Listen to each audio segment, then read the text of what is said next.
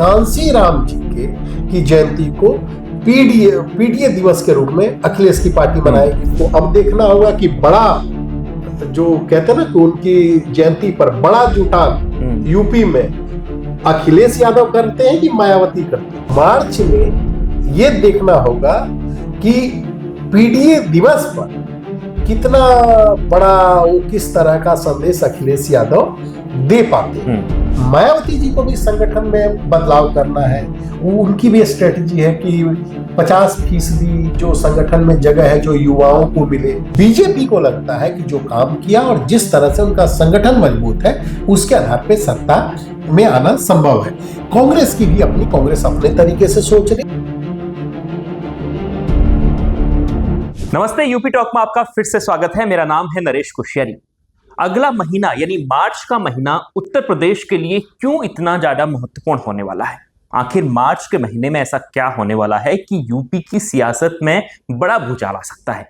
क्या तैयारियां हैं 2027 के चुनाव को लेकर? क्या 27 के चुनाव को लेकर मार्च के महीने में ही बहुत कुछ निर्णय होना है? क्या पॉलिटिकल पार्टियां जो हैं, खासतौर पर विपक्ष में बैठी पार्टियां, अखिलेश यादव की पार्टी सपा, बसपा या फिर ओवैसी या फिर चंद्रशेखर आजाद, क्या वो मार्च के महीने में ही कुछ बड़ा ऐलान करने वाले हैं? इस पर बातचीत करेंगे। बातचीत करने के लिए मेरे साथ रोजाना की तरह है विजय शंकर सर। सर, मार्च को लेकर बहुत ज्यादा चर्चा है कि अखिलेश यादव कुछ बड़ा करेंगे, मायावती कुछ बड़ा करेंगी। पहले से ही वो लोग बहुत कुछ कर चुके हैं, बहुत लगातार एक तरीके से चुनाव आने में भी एक साल से ज्यादा का वक्त बचा हुआ है। मार्च के बाद ठीक 1 साल बचेगा और उससे पहले ही बहुत राजनीतिक सुर्खियां बहुत ज्यादा तेज हो गई हैं। लेकिन मार्च का महीना क्यों खास होगा? धन्यवाद जी नरेश। हर जो राजनीतिक दल है यूपी के सियासी अखाड़े में जो पावर में आना चाहता है 2027 में, वो अपनी फील्डिंग सजाने में लगा हुआ है। और फील्डिंग सजाने के लिहाज से मार्च का महीना बहुत अहम होने वाला है। अगर एक एक करके हम लोग बात करें, सबसे पहले बात कर लेते हैं बीजेपी की। मार्च में 2 बड़े बदलाव बीजेपी में दिख सकते हैं, एक संगठन के स्तर पर, दूसरा सरकार में। संगठन के स्तर पर होली के बाद ऐसा माना जा रहा है कि जो नए अध्यक्ष, जो प्रदेश अध्यक्ष हैं पंकज चौधरी, उनको अपनी टीम बनानी है। और उस टीम में कौन होगा, कौन बाहर होगा, पुराने लोगों में से किस तरह के चेहरों पर पार्टी आगे करेगी, इससे बहुत सी चीजें तय होनी है। क्योंकि जो टीम बनेगी वही टीम प्रचार का जिम्मा संभालेगी, रणनीति पर काम करेगी, रैलियां कहाँ होगी, किसको कैसे इस्तेमाल करना है, उसमें बड़ी भूमिका होगी। तो संगठन के स्तर पर बीजेपी की तस्वीर कैसी होगी, ये मार्च में करीब करीब तय होनी मानी जा रही है। दूसरी, सरकार के स्तर पर अगर बात करें तो माना जा रहा है कि योगी मंत्रिमंडल का विस्तार भी होना है। और उसमें आज की तारीख में देखा जाए तो पूर्वांचल का एक तरह से वजन दिखता है। तो पश्चिमी यूपी का रिप्रेजेंटेशन बढ़ाने के लिए भी एक समीकरण साधने की कोशिश हो सकती है। उसमें जातीय समीकरण भी होगा, उसमें कहते हैं क्षेत्रवार भी होगा, जेंडर वाइज भी होगा।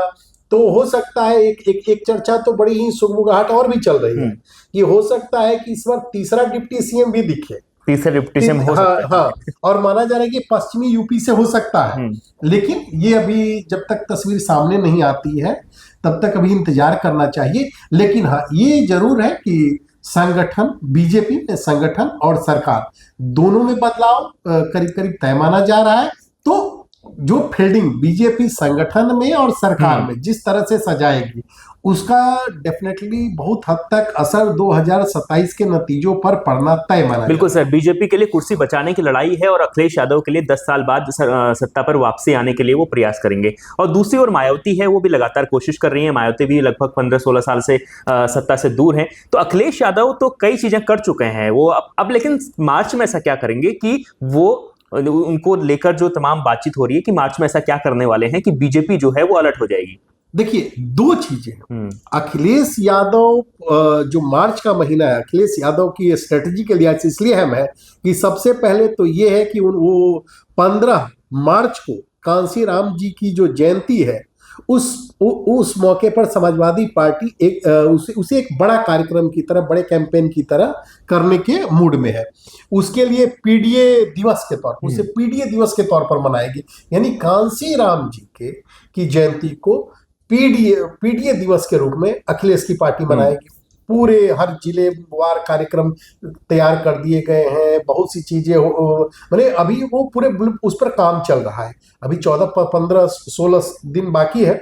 तो इसके पीछे जो रणनीति है वो ये है कि दलित वोटरों को समाजवादी पार्टी के साथ कैसे जोड़ा जाए।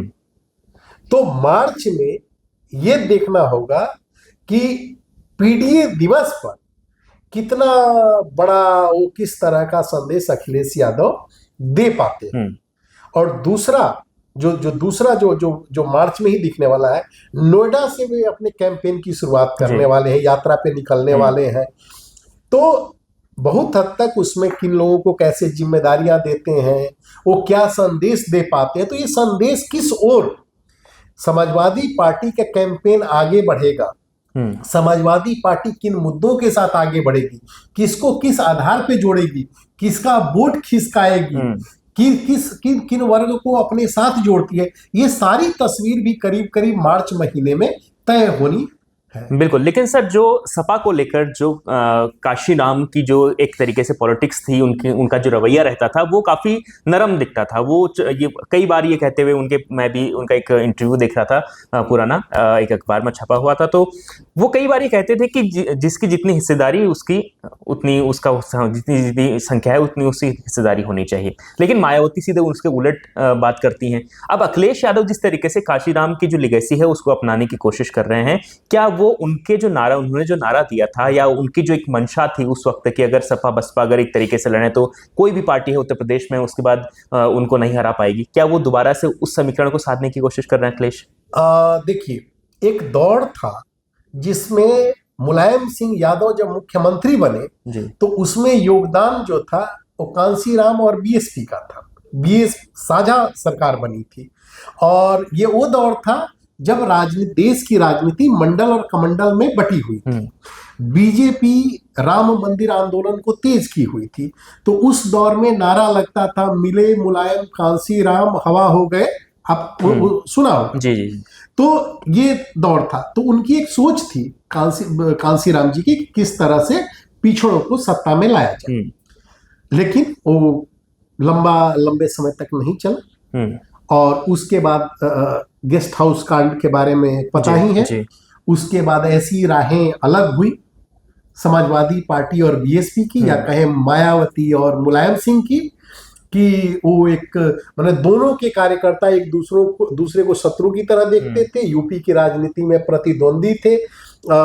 एक तरह से कहा जाए तो यूपी की राजनीति जो है वो मायावती और मुलायम सिंह की परिक्रमा करने लगी थी। बिल्कुल। लेकिन वक्त बदला, सियासत एक लंबे समय के बाद एक दौर ऐसा भी आया कि जब अखिलेश के दौर में मैंने कभी लगता नहीं था कि मायावती और मुलायम सिंह भी एक साथ आ जाएंगे, लेकिन गठबंधन हुआ जिसको तंज के तौर पर बुआ बबुआ का गठबंधन कह रहे थे। लेकिन आज की तारीख में अखिलेश यादव को ऐसा लगता है कि मायावती जी कमजोर पड़ गई। बीएसपी के जो वोटर थे, जो बड़ा वोट बैंक था, वो उसको लग नहीं रहा कि मेरा वोट जो मायावती जी को देंगे भी तो उससे क्या होने वाला है।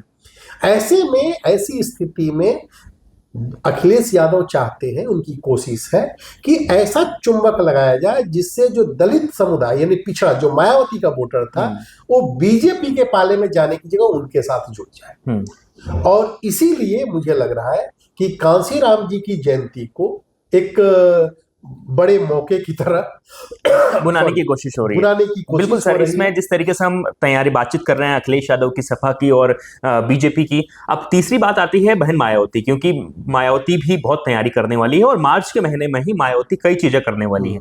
तो मायावती और जो तीसरा मोर्चा बनाने की तैयारी कर रहे हैं, चाहे उसमें चंद्रशेखर आजाद हो भीम आर्मी के, या फिर उसमें स्वामी प्रसाद मौर्य हो, या फिर असदुद्दीन ओवैसी की पार्टी हो, इनकी क्या तैयारी होने वाली है मार्च में? देखिए, मायावती जी के लिए मार्च इसलिए अहम है कि मार्च महीने में कांसीराम जी की जयंती है, 15 मार्च, जिसका हम लोग जिक्र किए। और बीएसपी उन्होंने ही बनाई है, कांसीराम जी के बनाई, उनकी विचारधारा पे बनी है। बीएसपी को सत्ता में लाने में उनका बड़ा योगदान था, उनकी सोच थी। अब उनकी जयंती के मौके पर बीएसपी भी बड़े कार्यक्रम की तैयारी कर चुकी है। बीएसपी को तो अब देखना होगा कि बड़ा, जो कहते हैं ना कि उनकी जयंती पर बड़ा जुटान यूपी में अखिलेश यादव करते हैं कि मायावती करती हैं। ये कंपटीशन तो रहेगा।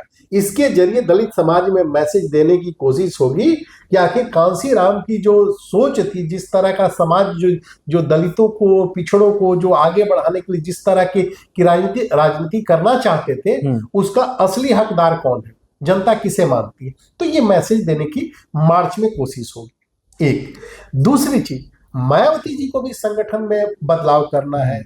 उनकी भी स्ट्रेटजी है कि 50% जो संगठन में जगह है जो युवाओं को मिले, युवा रहे। उसके साथ ही अगर देखा जाए तो उन्होंने पूरी जो एक रीस्ट्रक्चरिंग पार्टी में किया है और उसको 8 सेक्टर में, अगर पूरी बीएसपी को देखा तो 8 सेक्टर में उन्होंने पूरे देश में बांटा है। उसमें अगर हम लोग बात करते हैं तो जो सबसे इंपॉर्टेंट है वो है आपका 8वां सेक्टर।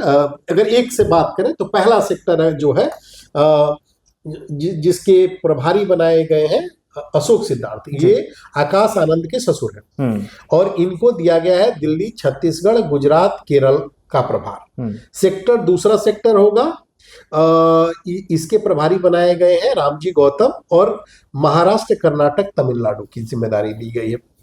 तीसरा भी राजा राम जी के पास है, मध्य प्रदेश, बिहार, झारखंड। चौथा रणधीर सिंह बेनीवाल जी, पंजाब, चंडीगढ़, हरियाणा, राजस्थान। पंजाब में चुनाव होना है अगले साल जी, अहम है। सेक्टर 5 ये अतर सिंह राव और सुरेश आर्य, और इनको आंध्र प्रदेश और तेलंगाना का प्रभार दिया गया है। सेक्टर 6 इसके प्रभारी नितिन सिंह, दयाचंद और हिमाचल प्रदेश और जम्मू कश्मीर की जिम्मेदारी दी गई है। सेक्टर 7 जो है डॉक्टर लालजी मेघांकर, पश्चिम बंगाल और ओडिशा। पश्चिम बंगाल में भी चुनाव होना है। सबसे इंपॉर्टेंट जो है वो 8वां सेक्टर मुझे लग रहा है आज की तारीख में, जो सीधे केंद्रीय कार्यालय यानी लखनऊ की निगरानी में होगा, और सीधे केंद्रीय कार्यालय मतलब मायावती जी की निगरानी में होगा, और यूपी और उत्तराखंड इसमें आते हैं जी। तो अब यूपी और उत्तराखंड, यूपी में 4 बार मुख्यमंत्री रही है, उत्तराखंड में भी अच्छा जनाधार, उत्तराखंड में जनाधार रहा है। तो इसीलिए पूरा फोकस तो मार्च महीने में किस रणनीति के साथ वो आगे बढ़ती है, मतलब 15 मार्च से वो क्या संदेश दे पाती है। एक तो उस पर दलित समाज फोकस करेगा कि भाई हमारी नेताओं में कितना, अभी जिसका कहते हैं ना करंट, कितना करंट है बीएसपी में। दूसरा, संगठन में बदलाव के जरिए कितना जोड़ पाती है लोगों को, युवाओं को। तीसरी बात उसमें है जो एक देखी जा रही है, जो कहा जा रहा है कि डोर टू डोर कैंपेन के जरिए लोगों को जोड़ेंगे।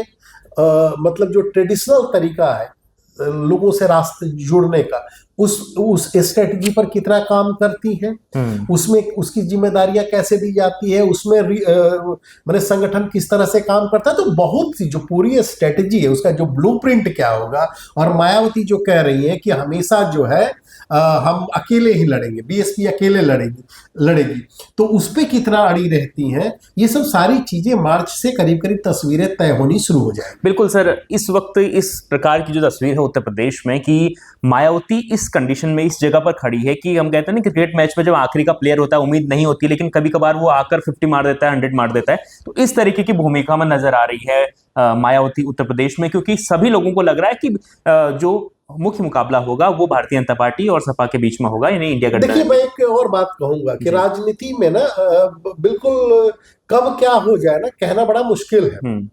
ये किसी ने नहीं सोचा था कि 3 बार की दिल्ली की मुख्यमंत्री को अरविंद केजरीवाल हरा देंगे। पहले आप याद कीजिए, और आम आदमी पार्टी की सत्ता में जिस तरह से वापसी हुई है, इसी तरह से पंजाब में जिस तरह से आम आदमी पार्टी पिछले चुनाव में आई, क्या किसी ने उम्मीद की थी? लोगों को लग रहा था कि हरियाणा में आ सकती, वहां नहीं आई, पंजाब में आ गई। आगे तो कहने का मतलब ये है कि कभी भी राजनीति में जनता के दिल में क्या है, जनता किस तरह से सोच रही है, ये कहना बड़ा, वो अंदाजा लगाना बड़ा मुश्किल होता है। बिल्कुल, इस बार अपने दर्शकों को छोड़ देते हैं कि उनके दिल में क्या है, हाँ, क्योंकि आप लगातार हम लोगों को देखिए, हम पिछले कई दिनों से एक बात मैं कहूंगा कि जो भी है मायावती कॉन्फिडेंट है, जी। वो अपनी स्ट्रेटजी को लेकर के।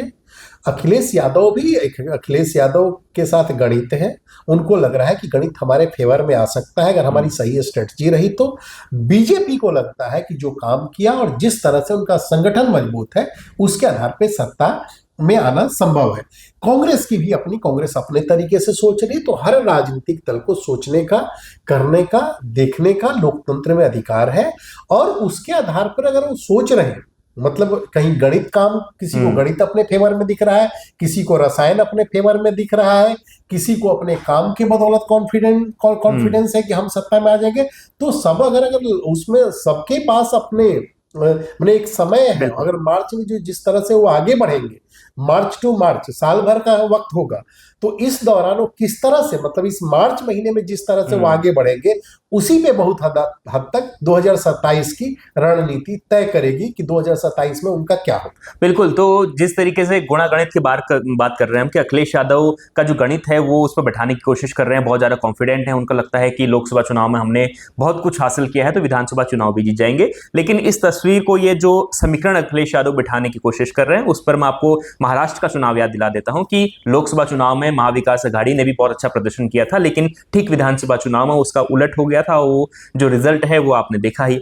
अब उसी तरह उत्तर प्रदेश में क्या यही तस्वीर दोबारा देखने को मिलेगी, या फिर यहां पर एक साइलेंट जो प्लेयर है वो आकर कुछ अरविंद केजरीवाल, आम आदमी पार्टी की तरह ही कुछ बड़ा कर देगा, जिसकी हम बात कर रहे हैं, मायावती की बात कर रहे हैं। क्या मायावती इस बार कुछ बड़ा करने वाली है उत्तर प्रदेश में, या सबको चौंका देगी? आपको क्या लगता है, कमेंट कर जरूर बताएं। और जिस तरीके से मार्च का महीना कितना इंपॉर्टेंट होने वाला है, आपको क्या लगता है कि कौन सी पार्टी स्ट्रेटेजी सबसे सही रहेगी, कौन सी पार्टी इस बार सत्ता में आ सकती है? कमेंट कर जरूर बताएं। और लगातार यूपी टॉक को आप बहुत प्यार दे रहे हैं, आपका बहुत बहुत शुक्रिया। देखते रहिए न्यूज़ 24 उत्तर प्रदेश उत्तराखंड।